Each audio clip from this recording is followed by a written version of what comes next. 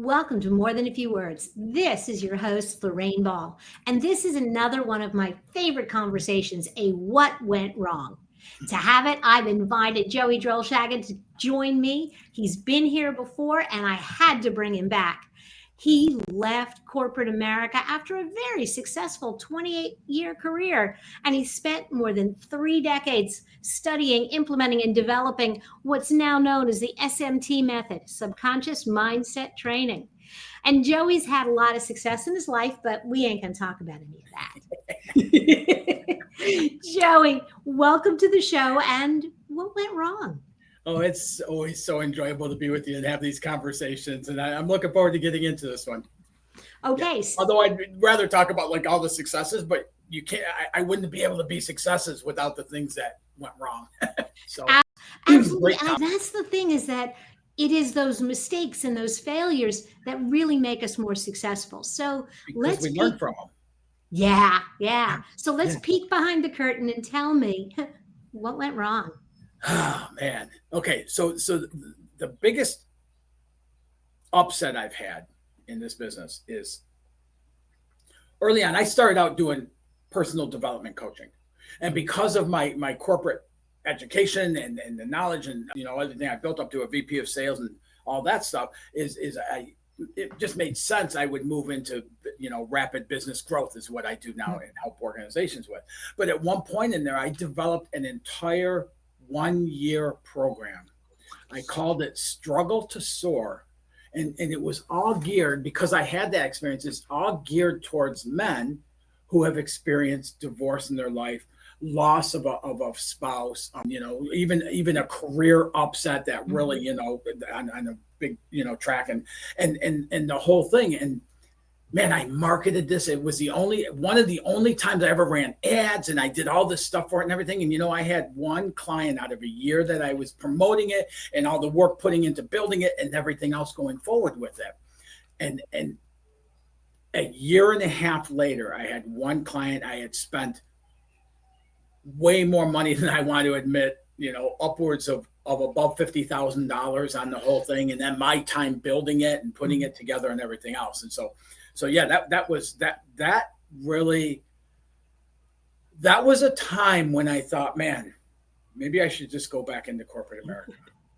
So you didn't go back into corporate, and obviously you learned some things. What do you think went wrong with the launch of that program? Because you clearly had identified a niche. Yes. I had professional marketing people. I spent $20,000 just for people to build ads and put them out for people to, to attract people to it and such. And I think really what went wrong, and I work off of subconscious programming, right? The programming within us, because that determines 85% of our results is determined by that programming. And so what I didn't really think into enough is that men still have that John Wayneism, right? That you deal with your problems yourself, that you struggle through it, and with anything from using alcohol to, church going, things like that and stuff, and trying to find that avenue. But they're not as willing. If I'd have done one for women, oh my God, I would have brought in, but I didn't go through the aspect that way. Mm-hmm. Like my son's mom did. So I didn't have those tools like I do for a man going through it. But yeah, I think that's what it was, is there's not a big enough audience of people who are open-minded enough. And I have found that even in what I do for business, so it's helped me to gear it towards to understand that and such. But it's really that mentality that like, I got to figure this out on my own. It's funny because I always refer to that as trying to get children to eat broccoli. We know it's good for them. We know it's good for them, but they ain't eating it unless you put some chocolate sauce on it, or with my kids, it was always slather it in cheese. Yeah. And what I'm hearing you say is you just really couldn't figure out how to make it palatable where they would embrace it.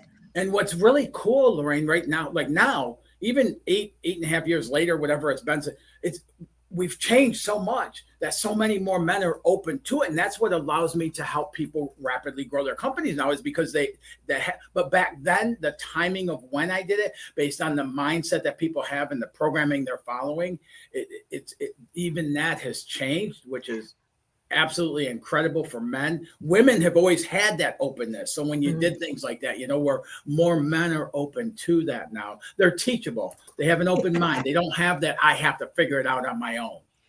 So if you were going to give advice to Dr. Joey from 8 years ago, what could you have done instead of building out a year-long course and spending all this money? How could you have managed this process to either figure out it wasn't going to work sooner, or maybe make it successful? And, like you said, maybe the timing was wrong, but how could you have managed that so you didn't maybe spend as much time doing it? Well, hindsight, right? That's what this is all about. Lorraine, I know it sounds silly and you're like, why did you do that? But I would have started just a support group, a Facebook group or something like that, a mastermind group of getting together with a group of men and letting it build and grow from there. But like, I have these creative ideas and stuff, and it's like, oh my God, this is going to change the world. And that's part of it from my standpoint, is I've learned between that, and I've learned between COVID and how this business, went way beyond what I'd ever done in corporate, and just slammed down when COVID happened. And stuff. It's looking at opening those blinders up to a wider perspective.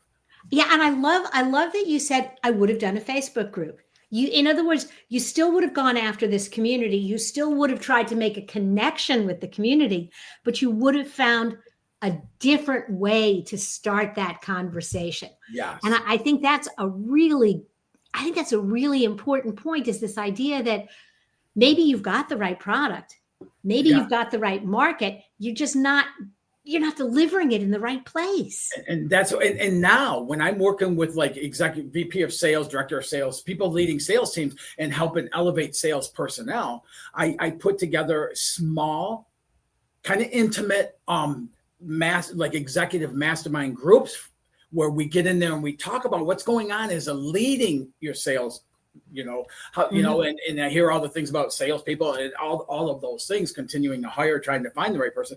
But it's like, so now that experience from back then, it flows through everything I do. It's like weaved into the corporate and how I do things today with the corporation and who I work with. I love that. That is so brilliant. And I want to make sure I make time for this. You have a new book coming out. I do.